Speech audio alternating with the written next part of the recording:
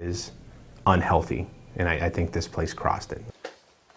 And that's the Campbell police chief talking about this house of filth as they were responding to a medical emergency. They found a toddler crawling on the floor, living in the middle of it all. Good evening, I'm Dave Sess.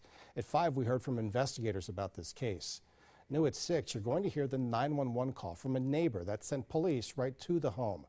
27 First News reporter Nadine Grimley went inside that house to get a first-hand look at the conditions, and she has our top story tonight at 6. What started as an emergency medical call There's a person laying on the ground unconscious behind some apartments.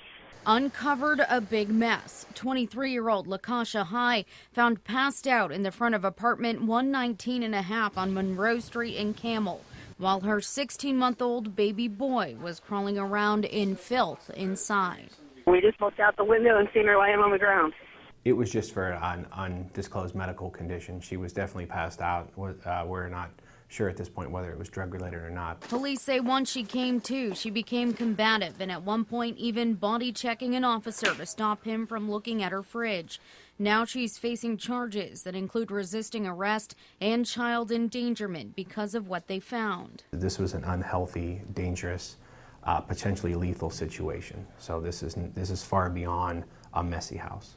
Officers say when they went inside the home, they knew it was unhealthy for a young child to be there. They just find a very, very tragic living conditions, very, borderline deplorable conditions that, animals shouldn't be subject to. High is free on bond while her child is currently living with his grandmother. In Campbell, Nadine Grimley, WKBN 27 First News.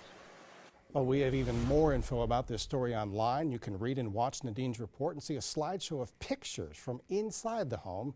Just log on to WKBN.com.